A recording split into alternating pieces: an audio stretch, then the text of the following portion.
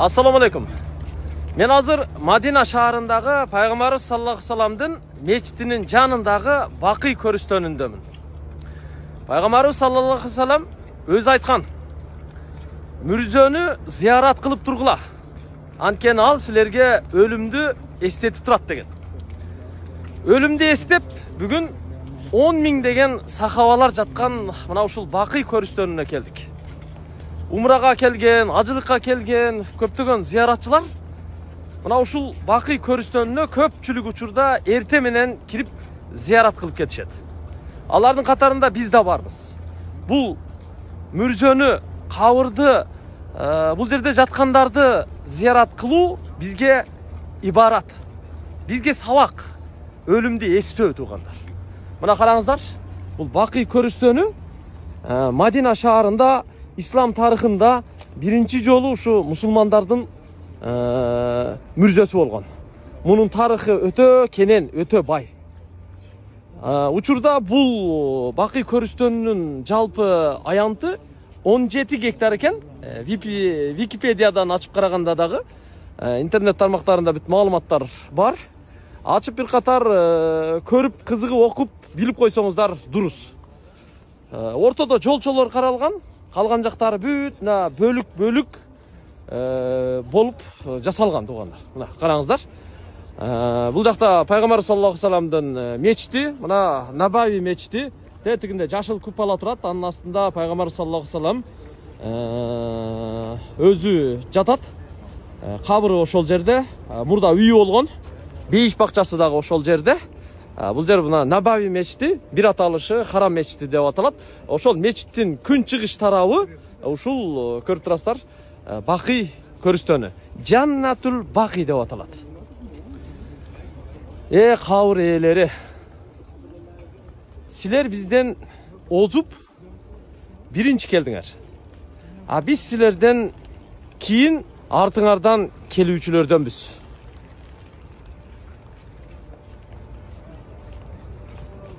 Биз дагы силердин артыңардан ушул жерге келебиз.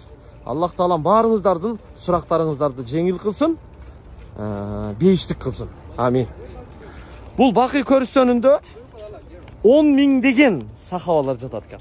Пайгамбар саллаллаху алейхи ва салламдын жакындары, үй бүлөсү, кыздары мына ушул Бақи көрүстөнүндө.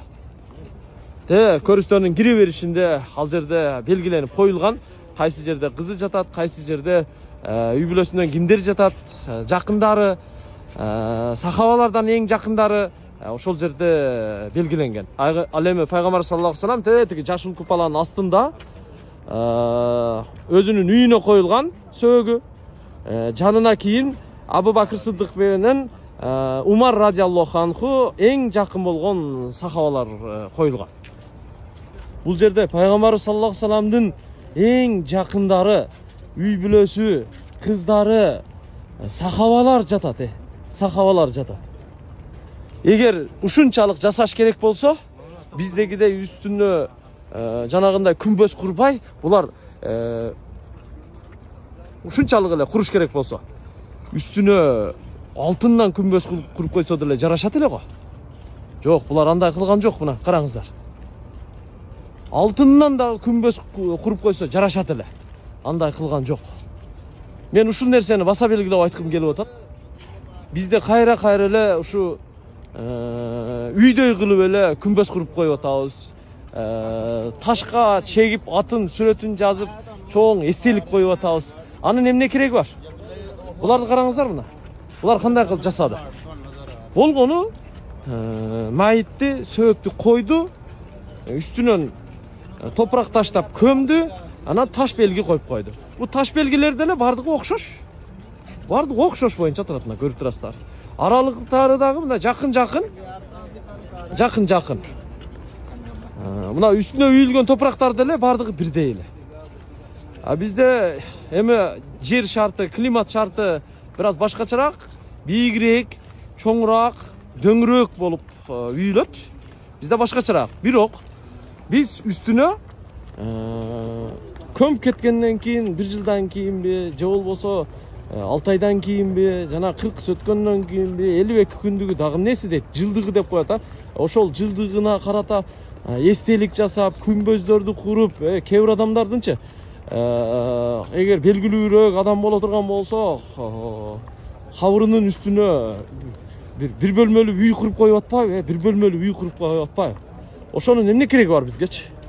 Эч кандай кереги жок. Ошон үчүн ушул нерседен сабак алалы. Келиңиздер туугандар, биз дагы Кыргызстанда ушундай ыкмага өтөйлү. Мен ушуну айткым келип атат сиздерге. Ушундай ыкмага өтөйлү. Ушундай кылсак болбойбу? Үстүнө таш койбой эле коелу, эстелик кылбай эле коелу, эстеликке атын жазып, сүрөтүн чегерип, антип жасабай эле коелу. Эртең балким ошон үчүн дагы Алланын алдында жооп берип калышыбыз мүмкүн. Балким ал ысырапкерчиликке жатат. Балким ал таш астында жаткан, кабырда жаткан бир тууганыбызды мындай оорлотушу мүмкүн. Эми биз билбейбиз да. Ошон үчүн келиңиздер ушул нерседен сабак алалы туугандар, мына. Сабак алайлычы. Качанкыга чейин биз ушу кабырда эстелик таш жасайбыз. Качанкыга чейин күмбөз жасайбыз. Келиңиздер, адамзат өзү топурактан жаралды. Кайра топуракка айланабыз. Көмдүк болду. Дуа кылгандан башка, Куран окугандан башка айлабыз канча? Аллах таалам сурагын жеңил кылсын.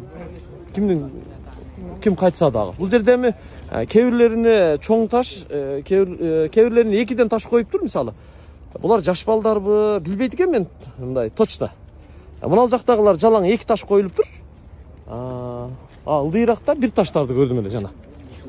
Бир таштарды. Көрдүңүздөр, мына жактагылар дагы ошондой эки таш коюлуптур. Анан бир нерсени баса белгилеп айтайын. Бул жердечи ушул 17 гектар мүрзөгө жыл бою токтобостон сөөгүк коюлат. Азырда ылдыйда сөөгүк коюп атышат. Мадинада Набави мечитинде 5 убак намаздан кийин, ар намаздан кийин эл көп болгон үчүн өткөн кишилерди ушул жерге жаназасын окуганга алып келишет. Анан ушул Бакый көрүстөрүнө коюшат да.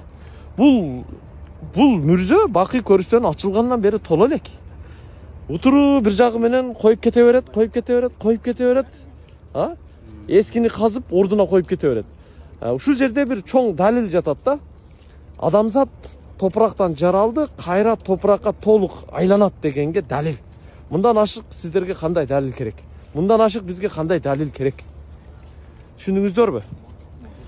Мисалы мына ушул жерге бирөөнү койгон болсо, ушундан нары карап коюп толтуруп айланып кайра ушул жерге келгенге чейин балким 10 жыл өттү. Ошол 10 жыл аралыгында бул жердеги 10 жыл мурдагы коюлган сөөгүк толук топуракка айланып бүтөт. Адамдын эч кандай сөөгүк белгиси деле калбай калат да. Демек, караңыздар, адам топуракка кайра толук айланып кетет да. Ошон үчүн бул жерге кайра кое берет. Ушу Мадинага ислам дини келгенден бери, пайгамбар саллаллаху алейхи вассалам келгенден бери мына ушул көрүстөн толо элек. Биз бир катар багымдаттан кийин мына айланып күн чыкканда кирип мүрзөнү зыярат кылып чыгып атабыз. Бул жакка атайын бүт жолчо жасап, ушу күч органдары карап турат. Караңыздар. Анан бул жерде мына белгилеп койгон, эми кайсынысы пайгамбарыбыздын эң жакыны ким болгон, ушул жерге атайын өзгөчө белгилеп койгон. Бул жерге башка бирөөнүкү коюлбайт. Кызы, аялы жана башка дегендей. Анан о наракта да бар да. Машалла. Ушундай айтылгандар. Эгер бир нерсени туура эмес сүйлөп койгон болсом, илимсиздик кылып койгон болсом, оолу Аллах Тааладан кечирим сурайм. Аллахым өзү кечирсин. Сиздер дагы көңүл албаңыздар. Туура эмес болсо тууралап коюңуздар. Мусулманбыз, пендебиз. Ассаламу алейкум. Бар болуңуздар.